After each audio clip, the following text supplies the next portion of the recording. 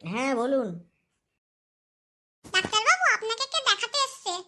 ঠিক আছে, বাইরে ওয়েট করতে বলুন, আমি আসছি। হ্যাঁ বলুন, কি হয়েছে আপনার?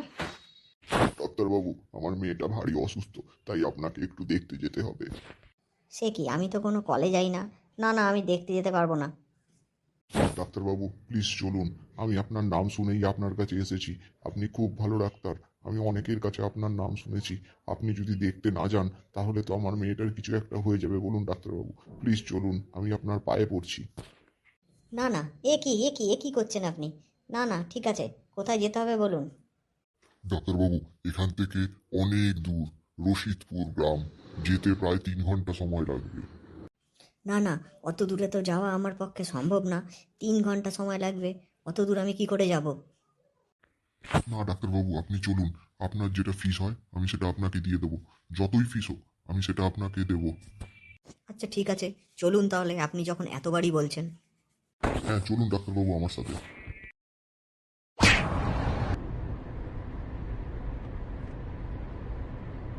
হ্যাঁ, এই সামনেটা গাড়িটা দাঁড় করিয়ে দিন, কারণ এখান থেকে আর গাড়ি ভেতরে নিয়ে যাওয়া যাবে না। তাহলে এখান থেকে আমরা কি করে যাব? এখান থেকে পায়ে হেঁটে যেতে হবে। সর্বনাশ করেছে, এখান থেকে পায়ে হেঁটে যাব? এটা আপনি কোথায় নিয়ে এলেন আমাকে? এটা তো শ্মশান। আপনি চুপচাপ আমার সাথে চলুন, না হলেই বিপদ। না না, আপনি কি বলছেন? আমি কিছু বুঝতে পারছি না। বিপদ বলতে? আমার সাথে চুপচাপ চলুন, তাহলেই বুঝতে পারবেন। এটা আপনি আমাকে কোথায় নিয়ে এলেন? সেখানে আপনাকে আনার কথা ছিল।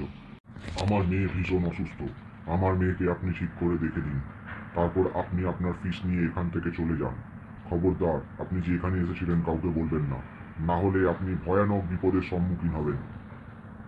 আচ্ছা আচ্ছা, ঠিক আছে ঠিক আছে, চলুন। এটা কে? আরে বাবা রে বাবা! এটা আমার মেয়ে, যান। আমার মেয়ে ভীষণ অসুস্থ, আমার মেয়েকে সারিয়ে তুলুন।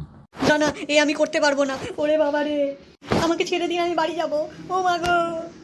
বাবা, এটা তুমি কাকে নিয়ে এসছো বাবা? আমার শরীর কি এই ডাক্তার ঠিক করতে পারবে? হ্যাঁ, তুই চিন্তা করিস না, ঠিক করতে পারবে। যদি না ঠিক করতে পারে তাহলে তুই এর ঘাড় মটকে দিস।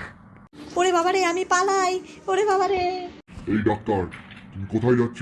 আমার মেয়েকে আজকে সারাও, না হলে তুমি এই ঘরের ভেতর থেকে বাইরে বেরোতে পারবে না। আসো এখানে ডাক্তার, আমার শরীর ঠিক করো। না, আমি নিজেই পটল ডাঙার টিকিট কেটেছি, আমি কি শরীর ঠিক করব? বাবা, তুমি এ কি ডাক্তার নিয়ে এসছো যে আমার শরীর ঠিক করতে পারছে না বাবা? আমি যে কালো ভূতই রয়ে গেলাম বাবা। একে আমাকে ঠিক করতে বলো বাবা। এই ডাক্তার, ওর তাড়াতাড়ি আমার মেয়েকে ঠিক কর। এ বাবা, এ কি, আমি নিজে নিজে ওপরে উঠে গেলাম যে! এই ডাক্তার, তুই তাড়াতাড়ি করে ঠিক কর, না হলে আমার মেয়ের হাত থেকে তোর নিস্তার নেই। তুই বলেছিলিস না ফিস নিবি? না না, আমার ফিসের কোনো দরকার নেই। আমাকে ছেড়ে দাও। তোমরা তোমরা কে? আমরা ভূত। আমরা আবার কে? আজ আমি শেষ, আমি আর নেই। এই কথা বললে চলে? আমাকে আগে ছাড়াও। আমার নিজেরই সবকিছু বিগড়ে বসে আছে, আমি আর কি সারাবো? এই ডাক্তার বড্ড বেশি কথা বলছে, দে তুই এর ঘাড় মটকে।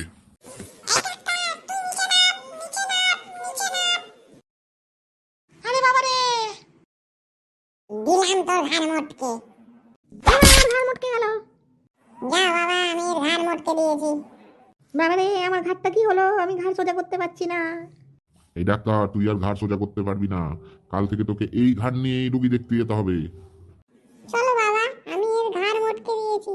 নেক্সট কোনো ডাক্তার খুঁজে আনি যে আমাকে কালো ভূত থেকে সাদা বানাতে পারবে। হ্যাঁ চল তাহলে।